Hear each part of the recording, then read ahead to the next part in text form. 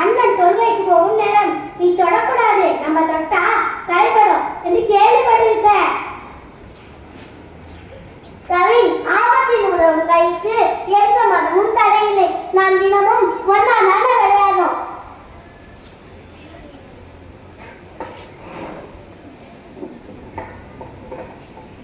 ஆமாம் கவின், நண்பருக்கு வைக்கும் போது மதம் பார்ப்பது தவறு அல்லவா?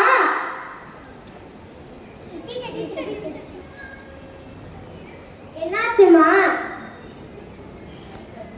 டீச்சர், அண்ணன் கீழே வந்துட்டான். ஜான் அவருக்கு உதவினார்.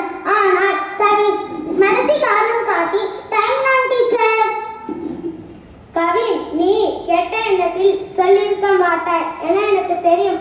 ஆனால் மதங்களை பற்றி முழுமையாக புரிந்து கொள்ளாதே. இந்த தயக்கத்திற்கு காரணம்? டீச்சர், எனக்கு சரியாக தெரியல. பரவாயில்லை கவின், உங்களிடம் ஒரு கேள்வி கேட்கிறேன். சூரியன் இந்துக்களுக்கு மட்டுமா வெளிச்சம் தருகிறது? மழை கிறிஸ்தவர்களுக்கு மட்டுமா பெய்கிறது? காற்று இஸ்லாமியர்களுக்கு மட்டுமா சுவாசம் தருகிறது?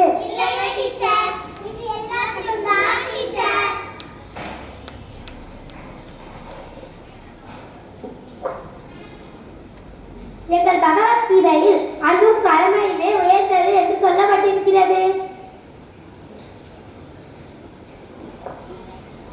எங்கள் பைபிளில் உன் மீது நீ அன்பு கூறுவது போல உன் அயலானிடம் அன்பு கூறுவாயாக என்று ஏற்று கூறியிருக்கின்றார். டீச்சர்,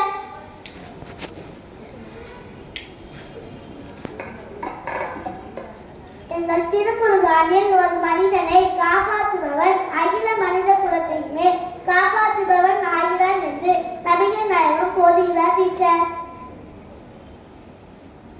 இயற்கைக்கு எப்படி வேறுபாடு தெரியாதோ அதே போல்தான் உண்மையான ஆன்மீகமும்.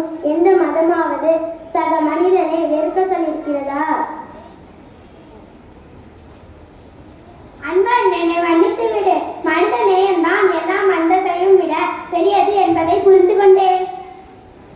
பரவாயில்லை கவின், நாம் எல்லோரும் என்றும் நல்ல நண்பர்கள் தான். பார்த்தீர்களா, வழிகள் வேறாக இருந்தாலும் அவை கூடும் இடம் அன்பு என்ற ஒரே புலிதான். தீபாவளி ஒளி அறியாமையை அகற்றுவது போல ரமலானி நோன்பு பிறர் பசியை உணர வைக்கிறது. கிறிஸ்துமஸின் விண்மீன் உலகிற்கும் அமைதியை பறைசாற்றுகிறது. ஆமாம், நம் பாரத நாட்டின் பல்வேறு கலாச்சாரங்கள் இருக்கலாம், ஆனால் நம் அனைவரும் ஒரே தாயின் பிள்ளைகள். மிக சிறப்பு.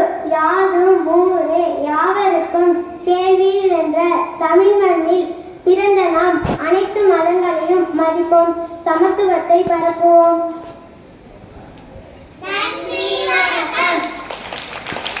நாடகம் வழியாக எல்லா மதங்களை மதிக்க வேண்டும் என்று நடித்து காட்டிய மாணவிகளுக்கு நன்றி.